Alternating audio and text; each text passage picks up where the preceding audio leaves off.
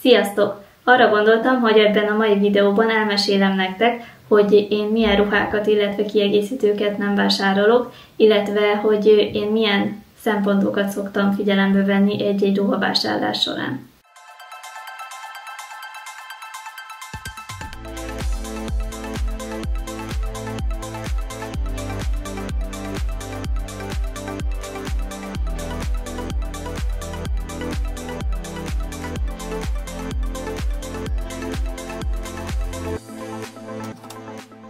Fehér nadrágot, illetve szoknyát azért nem szoktam én vásárolni, mert én tipikusan az az ember vagyok, aki állandóan leeszi magát, illetve sokszor előfordult, hogy porosabb vagy koszosabb helyre leültem, és ugye a fehér nadrágon minden meglátszik, illetve elég macerás a tisztítása is.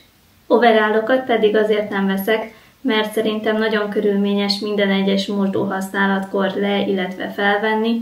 Én személy szerint nem találom túl praktikus ruhadarabnak. Illetve nem szeretem a nagyon bonyolultan felvehető ruhákat, mert ezekhez általában kell plusz egy ember rajtad kívül, hogy felvegyed azt az adott ruhát. Ilyenek tipikusan az ilyen hátul megkötős ruhák. Én manapság már nem szoktam vásárolni klasszikus magas sarkú cipőket, mert az a helyzet, hogy nekem az egyik lábam 36-os, a másik pedig 35-ös, és az ilyen klasszikus magas sarkú cipőknél nagyon fontos, hogy pontosan illeszkedjen a lábadra. Nálam viszont ugye két különböző méretet kéne belőle venni, ezért én inkább pántos szandálokat szoktam vásárolni, mert a pántnak a segítségével tudok a méreten igazítani. Már nem vásárolok alacsony derekú nadrágokat, illetve szoknyákat, mert rájöttem, hogy mivel én alacsony vagyok, ezért sokkal jobban állnak a magas derekú nadrágok, mert optikailag is magasítanak, illetve még egy kis karcsúsító hatásuk is van. Amúgy korábban készítettem egy videót arról, hogy milyen ruhadarabok magasítanak minket optikailag, hogyha szeretnéd, akkor a fenti linken megnézheted ezt is. Mielőtt megvásárolok egy ruhát, azelőtt mindig megvizsgálom a ruhának az anyagát, hogy mennyire ráncosodik. Mivel én nem szeretek vasalni, ezért mindig olyan ruhát választok, amit nem kell vasalni. Teregetésnél pedig mindig figyelek arra, hogy ne ráncosan teregessem ki a ruhákat, és ne úgy száradjanak meg.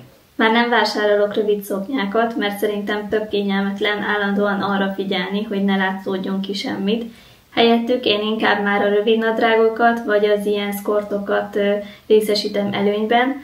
Szkortokból már vannak olyan típusok, amiről meg sem mondod, hogy ez nem egy rövid szoknya, ennek ellenére mégis sokkal többet takar. Szintén az előbb említett ok miatt már nem vásárolok nagyon mélyen dekoltált felsőket, illetve ruhákat. Továbbá nem vásárolok olyan ruhákat, amin kiálló díszítés van, például gyöngyök vagy szegecsek, mert azt vettem észre, hogy például a hajam az állandóan beleakad, illetve maga ezek a kiálló díszítések is könnyen beleakadnak különböző más tárgyakba, például egy függönybe. Plusz mosásnál ezekre a ruhadarabokra külön figyelmet kell fordítani, hogy nehogy leszakadjanak róla ezek a kiálló díszítések. A designer ruhák, táskák, illetve kiegészítők nagyon szépek, és biztos, hogy nagyon jó minőségűek, de szerintem a legtöbb az nagyon túlárazott, és ezért én nem is szoktam vásárolni ezeket. Nekem személy szerint nem okoznának olyan nagy örömet ezek a designer cuccok, hogy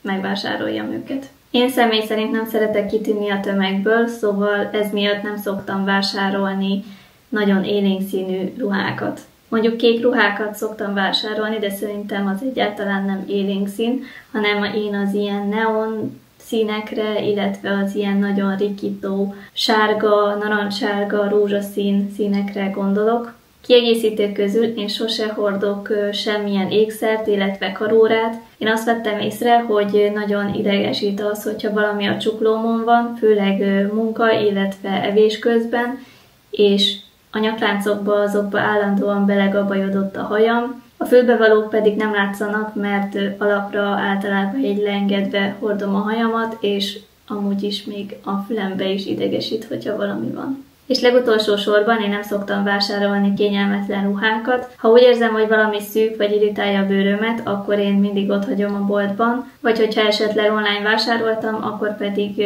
visszaküldöm. Nektek esetleg van olyan ruhadarab vagy kiegészítő, amit már biztos nem vásárolnátok újra?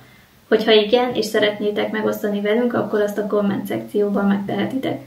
Remélem, hogy hasznosnak találtátok ezt a videót, hogyha igen, akkor megköszönöm, hogyha nyomtok rá egy lájkot, illetve, hogyha szeretnétek még hasonló tartalmakat látni tőlem, akkor iratkozzatok fel a csatornámra. Nagyon szépen köszönöm, hogy velem tartottatok ebben a mai videóban, és további szép napot kívánok nektek. Sziasztok!